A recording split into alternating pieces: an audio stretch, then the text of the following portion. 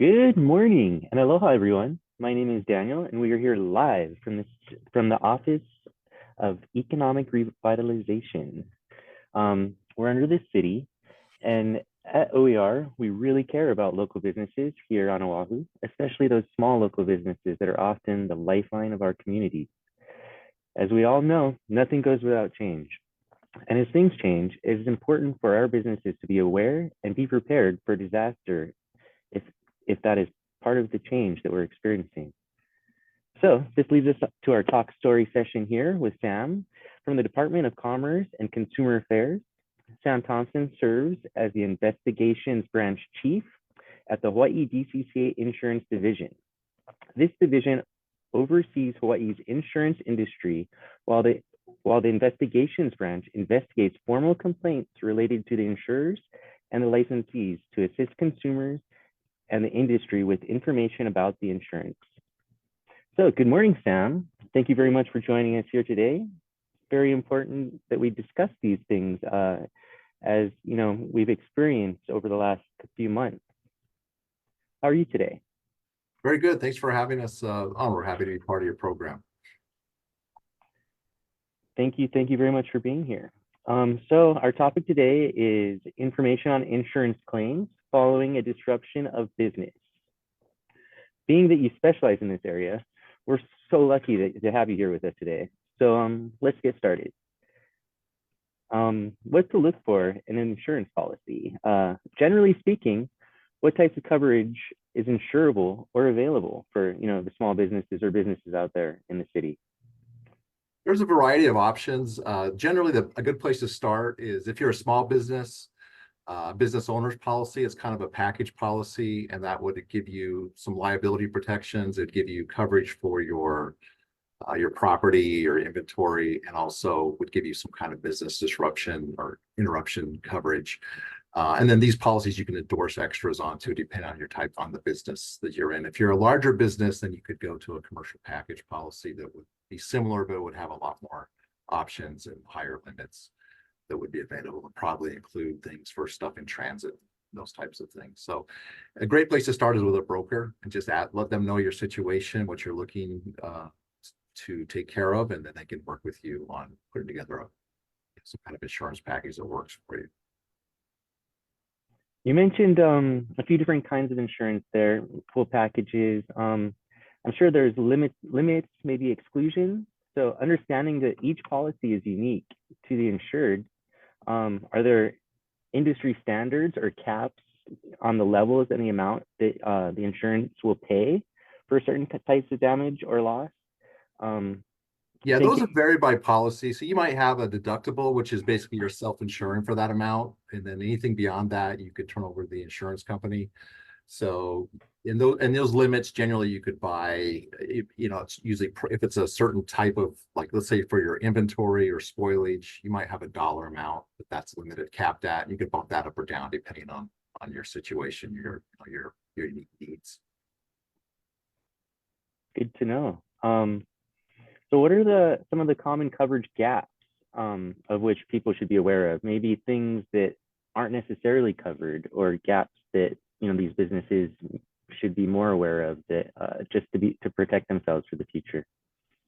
Well, a lot of times people just get whatever the landlord requires if they're leasing from somewhere, and a lot of times that's just liability. It might be something for your improvements, but so those are things you want to make sure. If you have a lot more exposure, you can absorb a big loss. You'd probably want to make sure you're getting more than just liability. Liability is important because if someone falls in your place of business or is injured or sues you for your product, those types of things, that could be devastating to try and find a defense on your own or fund a defense on your own. So the insurance is helpful there. But a lot of times people just have liability only. They may not have coverage for their inventory. They may not have, inland marine endorsement or policy that would cover their stuff as it's being shipped around or stored somewhere else off premise. They may not have coverage for if their business is interrupted. They to cover some of their day-to-day fixed costs. Business interruption can help with that.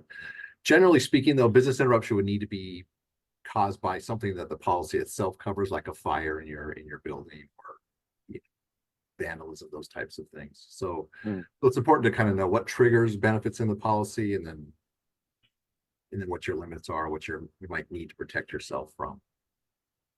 It sounds like a lot of this has to do with the insurance agent and having that conversation seems to be very important with the insurance agent.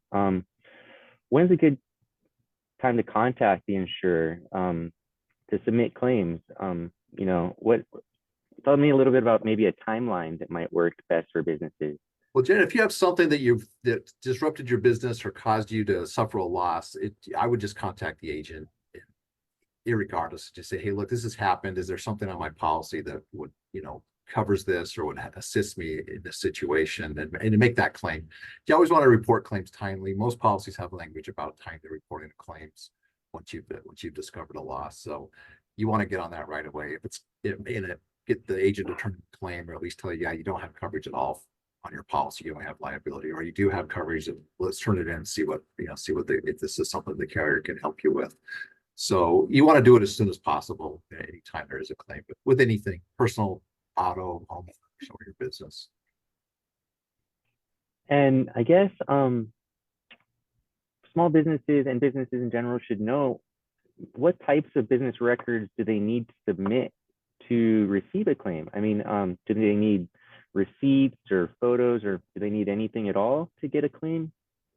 Yeah, like with anything, I mean, if someone presents you a bill, you want to know what you're paying for. The insurance company, or in some cases, if you're dealing directly with the utility in the situation, it's no different. I mean, I just can't give somebody a bill for X amount of dollars without them really knowing what am I paying for here. So you'd want to show anything that can help document what the carrier is going to have, maybe some specifics in the policy that you need to do and turn over, but also just in general, your receipts, your quarterlies, maybe you can show that I ordered this amount of stuff from a vendor every week and to replenish my stock. Those types of things can show what you had on hand and maybe what your revenues were. That helps in establishing what your loss is or the value of your claim. And I'm curious, typically, how long when filing a claim, what is the length in this process? How long does it take to process the claim typically? It varies depending on the loss, and some of these might be ongoing, where it's there's going to be repairs and things that need to take place, so the claim will be ongoing. But generally, a company has 30 days to address a claim. So if you turn a claim in, they have 30 days to basically either pay it or request additional information, acknowledge it, those types of things. So the idea is the claim should be moving along. Both parties should cooperate, you as the insured and the insurance company. And the policies do have clauses where you need to cooperate, and so it'll say like that means you, the policyholder, need to do these certain things. It'll say we, which means the insurance company needs to do certain things. So it's a contract, and you can be held to it, and they can be held to it as well. But most of the contracts generally have clauses to make sure things move timely and reported. That's really helpful. So it's really important for businesses to look over their insurance contracts and be aware of everything on it. It sounds like it really speaks to how that could help them and give them, future advances in how to file that claim overall. Moving on, the importance of having disaster coverage. What would be the financial impact of being uninsured? If you're a small business and you're choosing to not be insured at all, what kind of financial impact happens to businesses like that? Well, it can be devastating. That's why you buy insurance, is to protect yourself from a devastating something that's going to wipe you out financially. So if you can absorb maybe a $500 or $600 or $3,000 hit, that's anything beyond that you want to buy insurance for. And just being sued for slip and fall in the store can be tens of thousands of dollars by the time you put up a defense, or things are settled or hospital bills come through. So you just really don't want to have that kind of exposure.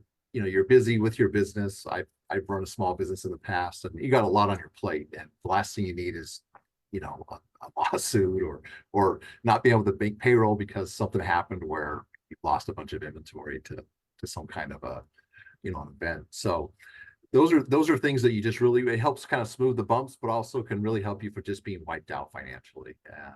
I guess one big coverage gap people aren't aware of sometimes is most policies, personal and business, don't cover flood or earthquake. So you'd want to, if you're in an area that's probably prone to those types of things, you'd want to just talk to your agent about that too, and make sure you've got some kind of protection on that side as well. But big picture, insurance in any aspects to help you recover from, you know, infrequent events that are devastating. Fortunately, we don't have house fires every day or businesses don't burn down every day, but when they do, it's very devastating. And that's where you'd have the policy step in and help you recover. A lot of really good points there. There's those situations that can happen every day, but then there's those situations that are a little bit rarer. We have hurricanes here very rarely, but it happens, or it has happened. And do you think, should a business consider additional types of policies? I mean, flood, you mentioned floods, that not all insurances cover flood. Maybe they don't all cover hurricanes or earthquakes. Is that something that businesses should really look into? It doesn't hurt to price that stuff out and just see, and then you make the decision. I mean, you know what your bottom line is, what your risk profile is. Like, I'm going to take certain things on, and sometimes it's surprising how inexpensive certain coverages are that are very helpful if they do happen. And again, that's why insurance is usually helpful, because it's infrequent things. But if you're the unlucky person that the stat falls on, it's devastating to you, but everybody else has chipped in a little, that kind of goes towards your, putting you back whole again. So you'd really want to you don't want to really be insurance poor, but also you don't want to leave yourself, a huge gap where you're going to be wiped out if you can't, cover a certain event or a loss, or I can't open my business for a month. Would that wipe me out, or would I be okay? It depends on the type of business you're in and your situation. So you want to really kind of evaluate what your needs are. Price it out, though. Definitely price that stuff out, because sometimes it's a no-brainer. Why would I not take this on? So that's where a broker can be helpful, as far as like what my coverage limits are, what types of coverage I might want to endorse onto this policy, or what standalone policy do I need for an earthquake or a flood. Right. A lot of really good information there. It's really important for these businesses to talk to that broker and be prepared the best that they can. Speaking of being prepared, in the future, how, or maybe what would a business do to prepare now in case there, is another business disruption in the future? I'm thinking a lot like what happened in Chinatown more recently in June.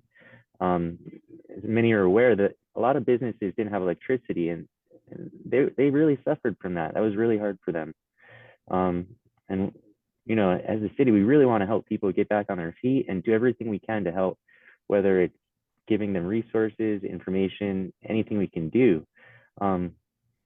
So what advice would you give those businesses in case there's another business disruption? What's the best thing for them to do?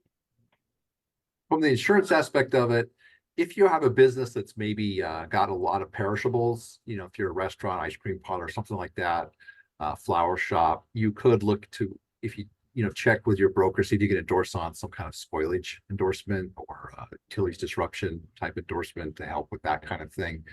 Because in general, you wouldn't get the business interruption coverage unless you had a covered loss, like I had a fire or I had something like that. So in this case, you've got a utility that's, they're agreeing with you to provide you with stable power supply. If that doesn't happen based on something that they've done, then definitely you'd want to make the claim with them and go forward there. But if you are in a business where you've got a big outlay on stuff that's got a very short shelf life, that really can't handle not being, in a controlled environment, you'd want to talk to your insurance agent about what are things I could purchase as far as coverage to help me in a situation like this. So I've got to throw out, a few $1,000s worth of a product, or $10,000 worth of product. What would I need to do? So this is a great probably excuse or reason to just kind of go over your insurance coverage, what you've got in the situation that recently occurred. Did I suffer losses because of that? That I'm going to go against the utility for that and make a claim, but also how can I maybe expedite this through my own insurance if I needed, quick turnaround on something like that. So that's something to talk to your broker about, evaluate what your experience was during this, and what you'd like to ameliorate, and then talk to an insurance agent way the policy could help with that. Wow, that's a lot of great information. You know, this is really important, I think, and for the awareness of these businesses across the city.